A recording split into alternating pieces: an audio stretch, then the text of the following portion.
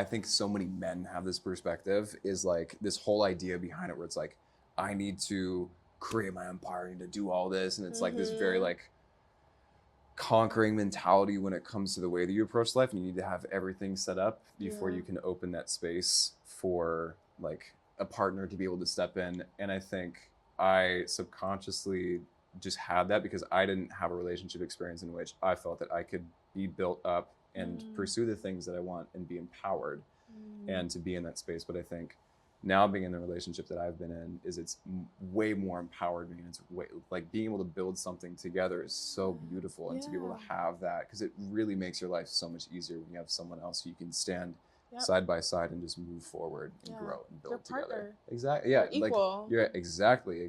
Yeah. Welcome back to When You Know. I'm your host, Simone Thomas.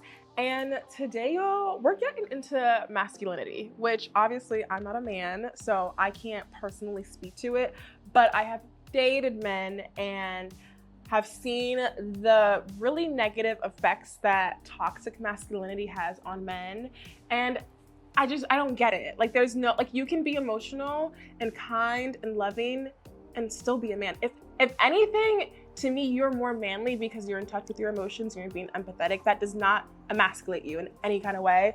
I've dated guys who were just extra mean or aggressive and thought for whatever reason that proved their masculinity, and it just made me more disgusted by them instead of making me like them more. So the point is, you don't have to be extra aggro or crazy to be masculine. You can be kind and generous and really sweet and still be a man. Today, we're speaking to someone who literally proves this. He is so kind, emotionally intelligent, and very young. It's really impressive to speak to a young man who is so evolved in his thinking, really identifies strongly in his masculinity, but is a good person through it all. So it's gonna be a good one. Let's get into it.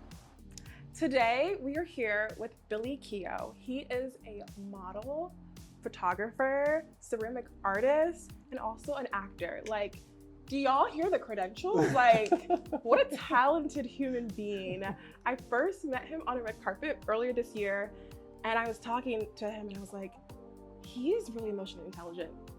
You know what you're talking about. So I just had to get him on the pod. Everyone, please welcome Billy. Well, thank you so much. That's way too kind of you. Oh, no, sincerely, I mean that. Well, thank you. How are you?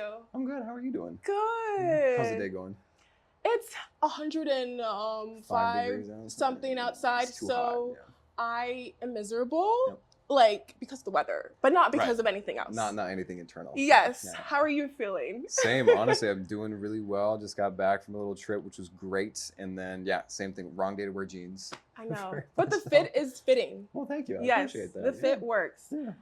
You're a model. Yes. So did you always know you wanted to be a model? Was fashion, did that influence your entrance into the industry at all? Not even close at all. No.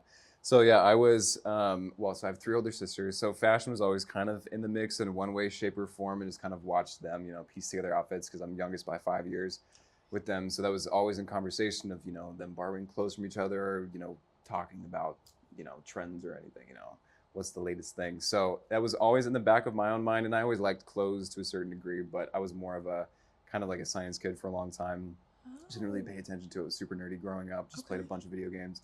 And then modeling kind of came into the picture because I took a gap year from college, and then I was at a creative event because I was told to go to this creative event by the fellow baristas that I was working in a coffee shop with, and they're like, you should totally come to this. And I was open to whatever, so I was like, yeah, sure. Went to it, and then met some models there, and they're like, hey, you're tall, and you could probably do the job. You should go in our agency and see what's up.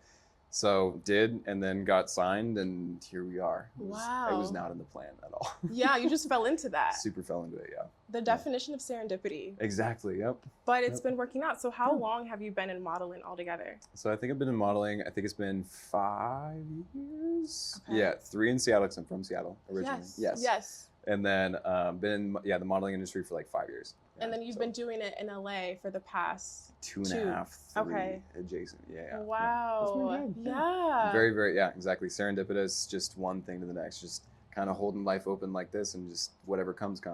And then, but prior to that, you were telling me I feel like your introduction to art was through photography. It was. Yeah. Originally, yeah. So the same event that I got scouted to be a model was more of a creative call for photographers, models, actors, and just kind of people of like a creative heart and soul to come and, you know, congregate. And I met the two guys that led that have the creative company. It's called Life and Light. And we just like really hit it off together. And then as I was signed as a model, I started shooting with different photographers that I met with there, and then ended up doing a couple of photo shoots with Jay and Easton, are the guys that started the creative firm originally. Okay. And then they offered me, they're like, hey, you know, we really like you as a person. We're doing an internship. Do you want to come in and learn about photography? Do you want to like, you know, all of that? So it was a great opportunity to kind of just like hop in it and learn everything about studios, like studio lighting, like lighting setups, and then camera settings and outdoor shooting, and then also client relations and just being on that side of production, which is really cool. So I still do that. I do film photography for myself. So I shoot 35 millimeter and medium format as well, which is 120. Wow. So, yeah. I feel like that makes you an even better model because you have an eye as a photographer, and then when you're in front of the camera, you just perform and you do your thing. Can help you know what you're supposed to do. And yeah, absolutely. Yeah. You're really cool, Billy. It's way too kind. No, you're so talented. I love the performing arts. I never got to dabble into photography. I feel like it's way too complicated for me. Maybe one day I'll learn. But the fact that you've been able to like pivot from photography to modeling and so many other things like acting and ceramic art, pottery is really cool, and we'll get into all those things. But I think the thing that really stuck out to me when I first met you, I had asked you about, you know, dating is hard right now. Yeah. I find it challenging with like there's like this divide between like men versus women, and it's just so stupid because we're all doing this together. And when I asked you about dating and how men, and not just men, like everyone just should treat each other, but in my case, you know, how men can just approach us and be kind, and you said to just treat women like humans, and so which is a very simple statement right when you actually think about it. But I would love to learn, like, where did you just learn how to respect women and treat them with kindness and care? You grew up in a household full of 3 sisters. Absolutely, yeah. So that contributes a lot to it. But I would love to hear your story with treating women like people and how you came to that realization, even though it's a very simple statement, but please tell us. Of course. I think it was never anything that I had the opportunity to come to a realization of. That was something that was deeply set within me from an early age, just because, you mentioned I have 3 older sisters, and being youngest by 5 years, I had a lot of opportunity to watch their experiences within dating and hear, their heartbreaking stories and things that they would appreciate from, men that they would go out with and get to know. And, I think it was a very important experience to see from the opposite side, because, I have several friends who just grew up in a house full of boys. And I think to have that perspective from the get-go, to understand a female identifying person's experience within kind of the dating world is so important. So, and that was just honestly like a precedent that my dad set too. He's been such an amazing example. My parents have been together for 35, 40 years, something. They've been married for 34. I don't know. A long time. A long time. Yeah. Exactly. They were high school sweethearts, but then, he grew up in a single mom household, 2 older sisters himself. So he really instilled within me just kind of the respect. And, he had so much of that influence within himself. So it was just always within conversation, just because it was a status quo, not because it was a conversation necessarily to be had. And I think as I entered my life moving forward, and, it was within conversation within school settings or friendship dynamics and whatnot, that is when it became more cognitive for me to understand more of that. And it's been obviously, even though I grew up in that, it's not like, nobody's perfect within that. So it's, you all come to life and to each relationship experience with your own biases and whatnot. So does that answer your question? Yeah, no, that was just a great response. Shout out to your parents. Both of them clearly raised you extremely well. Yeah. And it's just great to be around girls. Girls are fun. God, yeah, absolutely. You know? 100%. And we're smart. So it makes sense why you think the way that you do. And having the family background that you do have, how did that influence your approach to dating when you were younger? And obviously now you're older and you're in a relationship, but how did you go about dating with the insight and the level of maturity that came from your family? Oh boy. I mean, obviously still blunders as you're getting to know yourself, and also just to navigate relationships. And I mean, when you go through relationships, every emotional experience is a new emotional experience. So you're learning how to best operate within yourself, or even have your own standards, and how to set boundaries was kind of a big thing for me as well. And like learning that, and also, setting boundaries and having boundaries set at the same time. So I think as I was venturing into the dating world, I mean, I was a late bloomer. My first kiss was when I was 18, in a grocery store parking lot, which was hilarious. It was Oh so my antiquated. gosh, wait, this sounds like a movie. Did it Really? feel like one? No. No? Okay. Was it someone that you were dating, or It was was it somebody just like that I was dating at the okay, time. Yeah, okay. yeah. My first girlfriend, and it was sweet. It was, yeah, it was. I mean, yeah, it was really sweet. But then being able to chat through dating dynamics with my sisters was really important too, because it was just like, from your guys' experience and perspective, like how would you appreciate someone that you're dating walking through this experience and this kind of perspective. And that was a quicker relationship too. Okay. Yeah, How many yeah. months was that? I think it was like a month. A month. Okay. I mean, it makes sense at that age. Like, we're children. 100%. Technically Yeah. adults, but Very much so. we Yeah. don't know what We we're might be doing. legally adults, but yeah, legally, emotionally you're not there. No, we are babies and still very stunted. Not even close. And then, when was your next relationship? So my next relationship was I 18 when that? Maybe it was 18. So it was the following summer. I like my first mid-length relationship, because we were together for like 5 or 6 months, was somebody that I had known from second grade, and like had a lot of mutual friends with and whatnot. And it was really sweet. And we just like got together. It was a good relationship, and learned a lot about like myself in the process as well. And like she learned a lot about herself, and just kind of, I think this is where mental health really played into it as well. And I think we chatted about this before the podcast as well, of just the importance of mental health and being ready for a relationship, and being I feel like it's so important to be at peace with yourself before entering a relationship at all. And that was just kind of like the biggest breakdown within a relationship, was like, you know what, there's stuff that like just needs to be processed to be able to move forward. And I think I entered a relationship, and I think this was a pattern that I noticed within myself when it came to relationships, that I held a lot of anxiety when it came to committing to someone. So I would get into relationships with people that if it failed for whatever reason, I would know the answer kind of at the beginning. That was my own stuff that I had to process within therapy and within journaling, and just kind of taking that space. But yeah.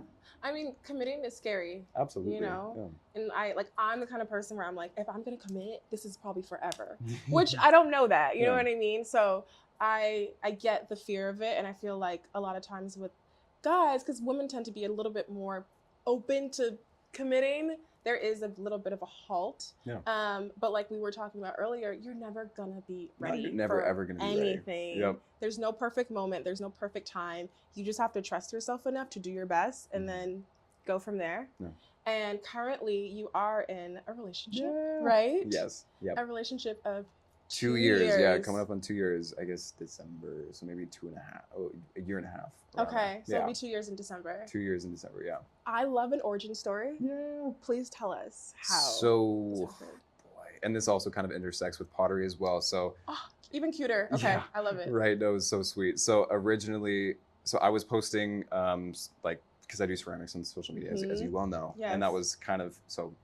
I guess I can backtrack into this really fast. So my dad's a ceramicist. We took classes in high school. That's his passion, and it became my passion because he passed it on to me.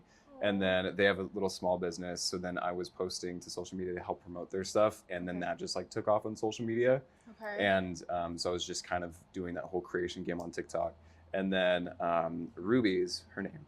And she just kind of saw my stuff on social media, and she was like, oh, wait, it's cool to see a young person doing pottery, because her grandfather was a ceramicist himself, and an incredibly talented one. Wow. And she hadn't seen a young person in a more classical art form, or like doing that necessarily. So she just kind of like went over to my Instagram profile. She's like, oh, he's into the outdoors, and we had a lot of like common interests. And then says that it wasn't like from a platonic perspective, which actually I do believe that from her. She's very she does a really good job of just like not setting expectations, and just kind of just like being good friends with people first and foremost before anything. So she followed me, and this was in a period of my life where I was just like very comfortable in my own space, and got out of a relationship that I needed to do a lot of like processing within my own self, kind of like what I was talking about, having a little bit of a savior complex.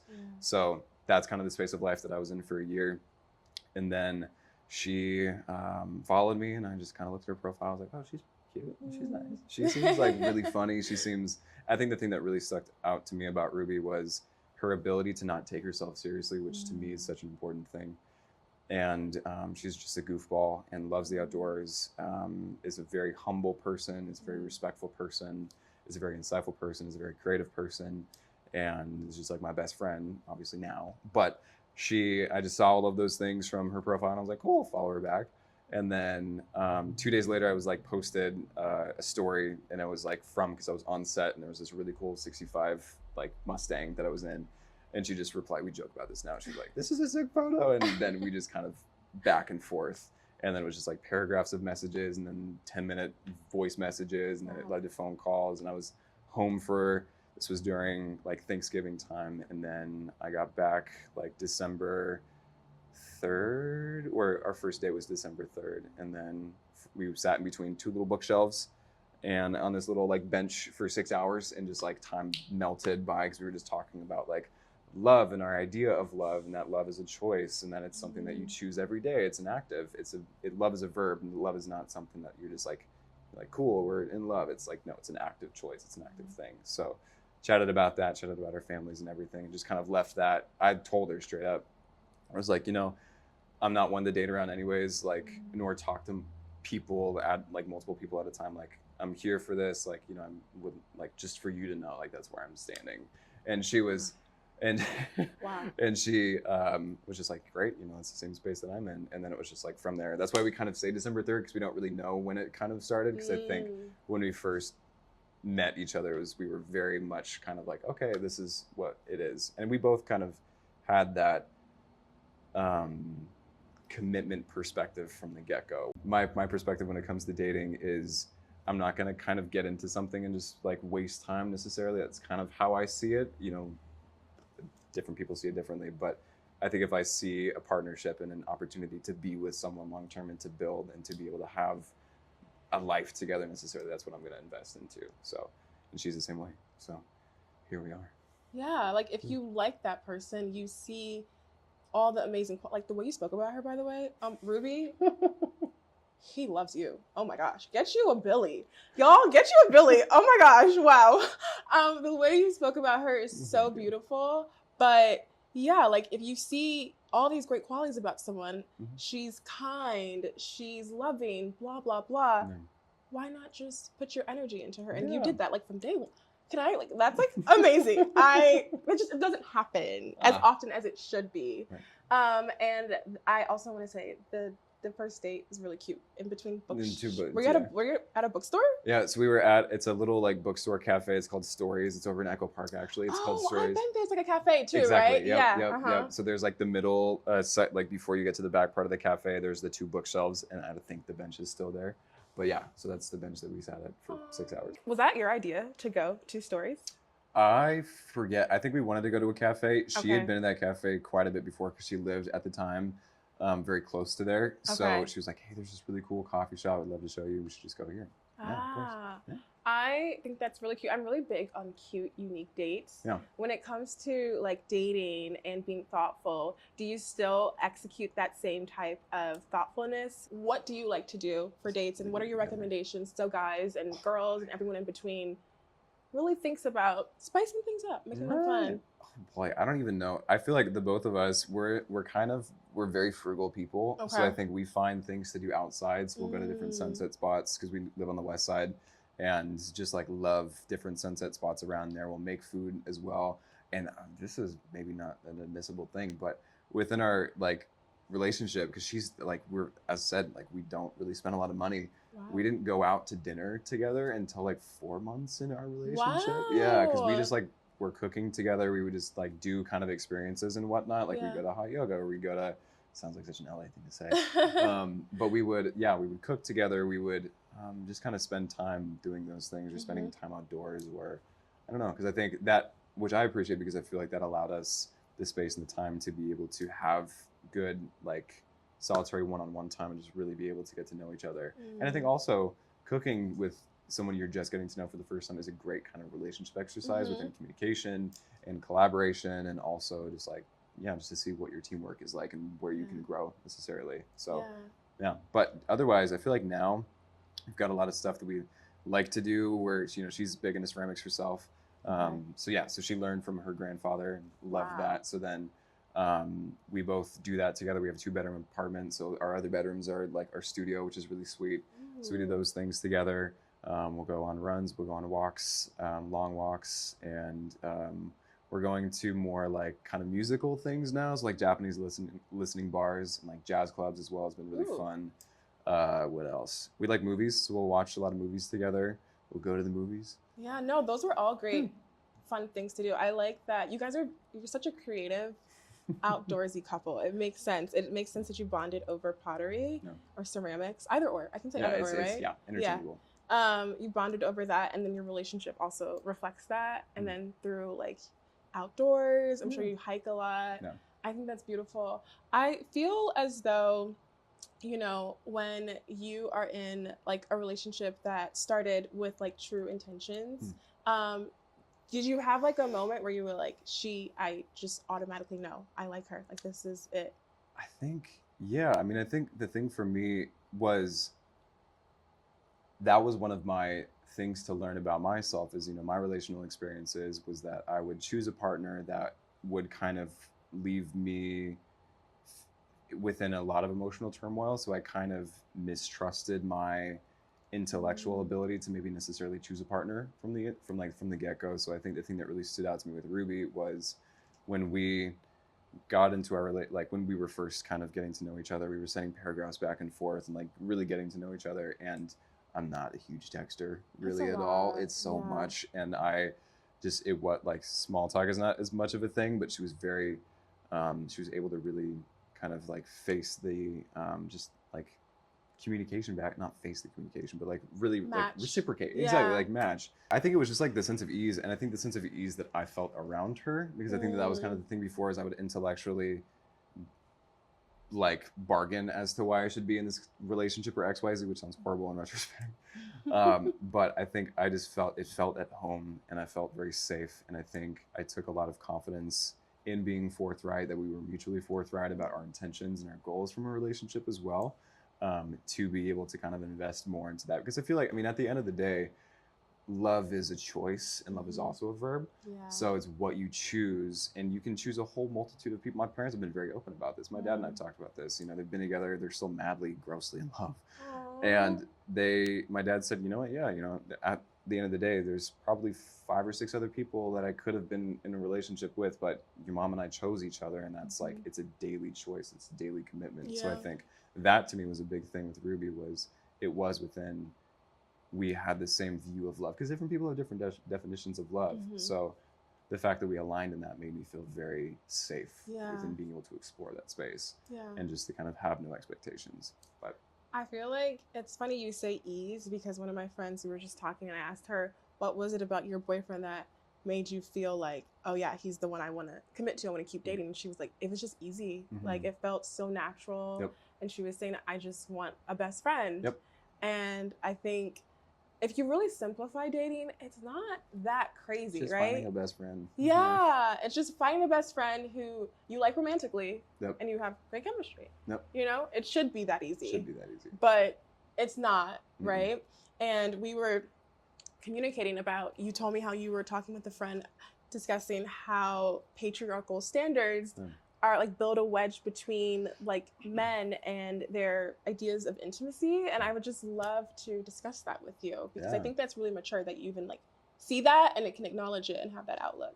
Yeah, I mean, I think first and foremost, like just male relationships and just kind of like patriarchal identity in general just kind of leaves many people not being able to be emotionally vulnerable, which is the most important thing when it comes to relationships, is being vulnerable but also available. And I think the discussion that I was having with my friend more recently is just, first and foremost, that is something that wedges, it just becomes an issue in a lot of like male friendships, because there's kind of like the common thing where it's like, you know, we can't get too close because it just, and people get very insecure, or just men get very insecure about that. You're trained to be unemotional. You're trained to be kind of a little bit robotic. You're trained to be a little bit just like from one thing to the next.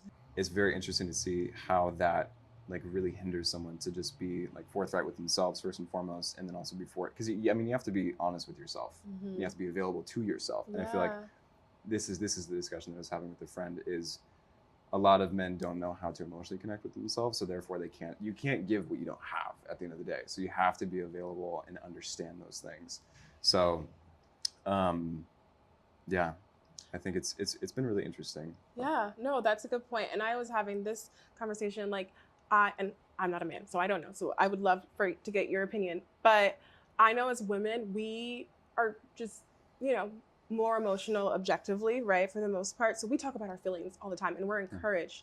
But I feel like men, they aren't. And it's ridiculous because we're all human beings. Like with emotions. Yeah, emotions aren't a bad thing. It's a good thing to let that out. Are you comfortable talking about your emotions with your other male friends, and are they as well, or there's more of a hindrance to do that? Like obviously every relationship is different. I think the friends that I have around me right now are more open. We're more open about that because we've made it a point to be open about it. We've communicated about it. And I think it's funny because I've noticed this in my own self where it's, you know, I think a lot of male friendships is kind of based around actively doing things where it's like, you know, we're going to go to the beach, we're going to go surfing, we're going to go on a hike, we're going to go on a run, we're going to do X, Y, Z, we're going to go play sports for a while. It's like, it's more activity based than it is conversational. Gotcha.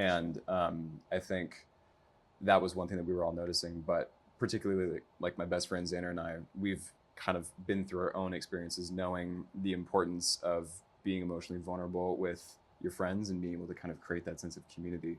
So that's been something that we've been really wanting to and have been more forthright with each other. So I think that was more of my first experiences being more emotionally open with like male friendships. And I had those kind of growing up at the same time because I grew up in the church. And I think when you grow up in the church as well, there's more space because you have small groups and you have like kind of check-ins with everybody to be more emotionally like connected necessarily, but it's always kind of the same thing. It's like, okay, we talk for 15 minutes and then we're gonna go play dodgeball. It's kind of that. So just being in that space now has been really interesting because it, you know, and also for myself too, learning more about emotional vulnerability because I'm someone who it's much like I can have emotional conversations all day, but I think it's more easy for me to talk about something. This is something that Ruby and I have talked about. She also, beauty about relationships too, is they bring things to your attention you don't otherwise notice. And she pointed out a pattern that I had, which was that I'm more vulnerable about things that I have already processed through, but not something that I'm actively processing through. So, and that was kind of a big thing for me to realize because then I was realizing, you know what, I need to be more conversational about the things that I'm actively processing with Ruby, with my family, with my other close relationships, and because I think that's true emotional like vulnerability and like availability at the same time. I think it's more availability than vulnerability. No, I think that they go hand in hand. You have to be emotionally available, and when you are emotionally available to someone, you owe it to them to be vulnerable, and vice versa. Like you feel more open to share your feelings and your issues and discuss it when you give the person to do that and you offer the same back to them. Exactly. So it's like a dance. Yeah. I feel like when it comes to dating, dating apps are like such a huge part of the culture, right? And we were talking about how they're very random. Yeah. And before you were in a relationship, what was your experience? Did you actively use them? Were you like a delete and download? That's kind of how I go about delete, it. Download, Yeah. And then delete again. Like, how did you interact with them overall?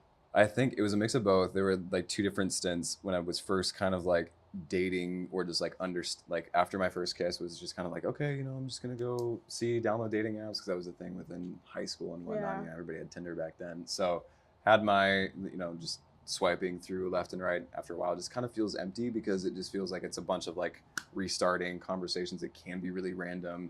And, you know, two of my best friends have met their partners on dating apps and have like now they're getting married. So it can really work for people and it can really not work for people. Right. And I think, and I feel like also maybe this is like a generalization, but I feel like especially for men, it is like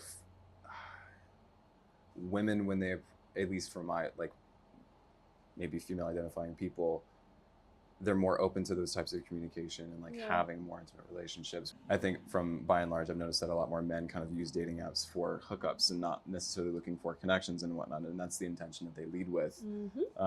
So then my own experience, speaking of my experience, is then between my relationship with Ruby and my previous relationship, you know, I was on kind of dating apps a little bit, just exploring and whatnot, but same thing, very random, and it felt very empty. And I went on like 1 or 2 dates from that, and great conversations, but I think it was more illuminating for me than anything that, you know, this is not something that I necessarily want to pursue. If something's supposed to happen, it's going to find me. So yeah, deleted them all, and then just kind of was hanging out for a little bit, and then there you go. You found Ruby and never looked back. Yeah, exactly. Yeah. But it's been, I think that's the paradox of choice, I think, is also really interesting now with dating, because that's not a normal thing to, you know, be in a relationship with somebody. And even if you have, like, with social media, whatever else, even if you're not actively like trying to date other people, you just have so many dynamics and people and just like, I don't know, the word's failing me right now, but even just like opportunities, I guess, that you could say. And I think that's been like a topic of conversation at the same time of how that plays within relationships, because if you're always kind of busy looking from the left and to the right, you're not going to see who's in front of you. And that, like what we were saying earlier, love is a choice, love is something, and who you choose is the important part. Right. With dating apps, sometimes I felt as though I was shopping for a person because it was so, that's a good way of putting it. Yeah, like it was just like, okay, are they this height? Do they have this job? Do they live in this cool? It becomes about attributes, not personality or the soul. And when you meet someone in person, you don't look at their resume. You're just, you go based off of the energy that you have, the conversation, and then you learn those things about them, 100%. Which is my preferred way of dating. Not a dating app, but we live in a world where we're so reachable across a lot of different things, and I just feel like we don't approach as much. Like I just don't feel like men approach as much, and I don't know what has shifted, but dating apps make it easier because you don't have to do that. You can just match with someone and then you go from there. And there are success stories. Like you said, 2 of your friends are getting married, and there's amazing value to it, but if I could choose, I would love to have a meet cute. Like, I think you and Ruby's story is so beautiful. And there's just power in putting yourself out there. So I celebrate that. I think it's incredible. I now want to shift to like your pottery, and if you and Ruby do pottery dates, because I have this, one of my ideal dates is I want to go to Color Me Mine, which I know is like we're not forming the pottery. So it's really kind of basic, but whatever. I think it's so cute to like go to Color Me Mine and like do like a whole pottery color together type of date. So do you guys do pottery dates? We do, and I think it's just more like I think it kind of started off a little bit like a date, and now, I mean, we bought our wheel together is what like you throw on essentially. And throwing is basically you slam a lump of clay. I'm trying to figure out how to explain this. And then from there you would throw a piece necessarily, and that's called the wheel that you're throwing on. So we bought the wheel together pretty early on in our relationship. And then her old apartment, she had kind of like a backyard area, so we put the wheel back there and just kind of like hung out and did that. But I also feel like this is one thing that really stuck out to me with Ruby, is you're like very quickly within a relationship, we set ourselves up to fail in front of each other, in the sense that our second date was us ice skating. Cute. And I am not good on ice at all. I was falling. I had so many bruises the next day. It wasn't even funny.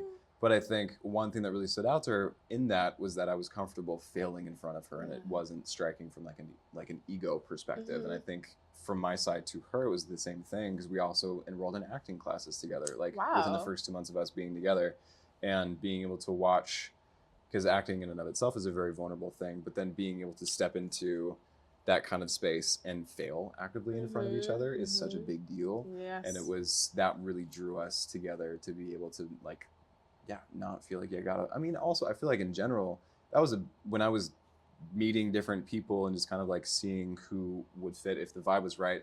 If somebody wasn't comfortable failing in front of me, that didn't give me confidence within the relationship, and vice versa. If I didn't feel that I could have that space to be a human, I didn't have that. And Ruby has always just been a safe person, which has been great. So, but back to the pottery side.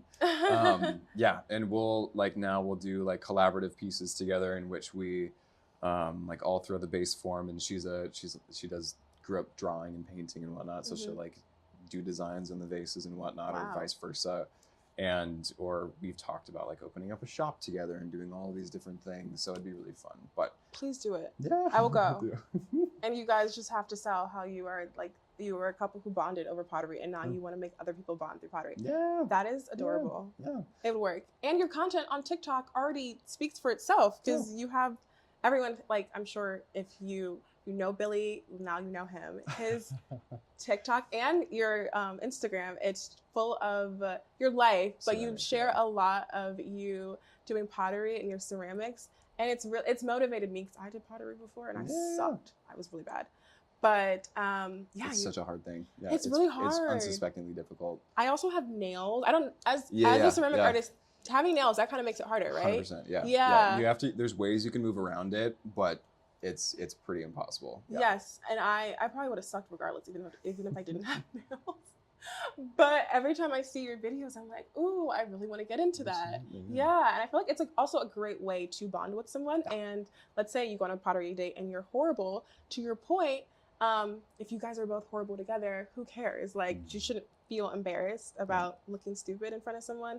And you had mentioned you like that, like, Ruby didn't take herself too seriously. Yeah, that's huge for me. Yeah, and you felt comfortable when you were ice skating and you were falling down, and it was totally fine.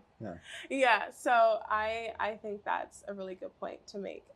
But overall, what would you share as, like, just from a guy's perspective, something to keep in mind when approaching dating, how to have hope and know that it's not impossible? Because I just feel like discouraged, you know? Yeah. Well, a lot of men are assholes, which is the unfortunate part. Yes. Yeah, they really are. And I don't know, I think taking it off of the dating side, I think just to know that, like, you are enough at the end of the day. Like, you are someone who, and I've also just, like, appreciated having, like, all of our conversations together. Like, you are very present, you are very an emotionally aware and, like, wise person. And I feel like the person who will match that for you will make themselves known. And I feel like life brings so many dynamics within our lives to teach us certain things and to present that. So I feel like for anybody who feels like you want something like that, I think the moment you stop focusing on it is sometimes when it finds you. And I feel like that's, like, the most cliche thing ever, but that has, like, been my experience at the same time. And I think because you're approaching it from the sense of, and this is with anything in life, I think, and, you know, dating just has to be a part of this, is when you're not setting expectations to something, then you leave the opportunity to be surprised by someone or something, or like whatever would present itself to you. So, but you are enough. You are, like, you're good, and the right person is out there. There's 6 billion people plus on the world. so many people out there. Gosh. And also, I mean, like, just being in LA and just being in Southern California, it's a weird dating culture here too. And, like, that's what Ruby and I talk so much about, is, like, we're very grateful to have found each other, because it's a very abnormal space to be in. And I think a lot of people aren't looking for commitment, and aren't looking to communicate, and aren't looking to be vulnerable, and are approaching their life within a more selfish space. So I think it just kind of, like, all of that can create very interesting dynamics. Yes, no, I agree. Like, LA is not like a marriage-minded city. People aren't coming here to, like, find the loves of their life. They're coming here to propel their career, rightfully so. Like, there's so many different industries, obviously entertainment, where your career can just take off. So relationships are, like, not, like, the priority as much, where if you go to, like, smaller cities, or I'm from Maryland, and a lot of my friends are, actually not that many people are getting married, but it's just a much, like, more simpler way to hopefully find someone who's on the same page as you. And then you're from Seattle, particularly, like, Snohomish County. Okay. So, north of Seattle by 45 minutes. Right. So I'm sure, small towns, like, small towns. So sure, people settle down. Of course, and just being from the Christian community too. That too. That's the status quo. Yes, you're taught to kind of settle down early and find your person, but being out here, thrown to the wolves, baby. It's just not the same at all. And thank you for that encouragement. Because we're all enough.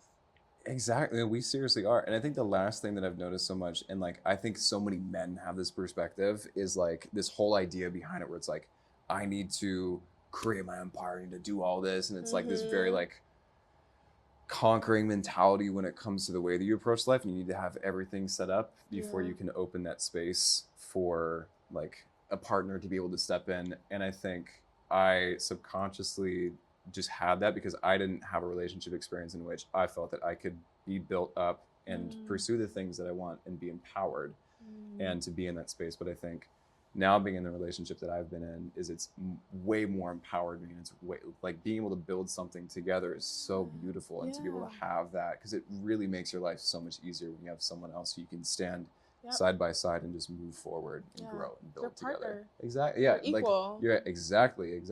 Mm-hmm. And that's been the most beautiful thing. So Oh yeah, yeah. no, I know sometimes like for guys they feel like they have to have everything together. Finances have to be perfect Yeah. and That's patriarchy right there. Yeah. exactly. Yeah. And then if you aren't there, then you're not good enough to be in a relationship. And it's like, Yeah. okay, well, nothing's ever gonna be perfectly lined up. No, it's just not life. No, and they Yeah. use that as an excuse to not commit to someone or Yeah. just meet that person where they need them to be. So I hear you on that, and there's hope. Like love is not dead; it's not gone, and we can find it. So I really think you have so much insight, and you're really intelligent Well, and thank you. talented. And this was such a great conversation, Thank Billy. you for having me. Of Yeah, it's been so course. nice. Yeah. Mm. Billy, please let everyone know where they can keep up with you and so they can follow you. Oh boy. Okay. The shameless self plug. I'm on both TikTok and Instagram at the Billy Keogh, and that's Keogh. And that's the handles on the kind of all platforms, and then looking to branch more into kind of YouTube with more kind of like narrative type pieces and whatnot. But And acting too. yes, exactly. Yeah. So Yeah. that's kind of been the big thing right now is my team keeps me incredibly busy with upcoming projects and also just like auditions left and right. So amidst trying to do all the pottery stuff, it's been really just a lot of acting stuff, which has been amazing. I mean, I'm incredibly blessed to have the people who I have around me. So it's kind of the way you can find me. So yeah. yes.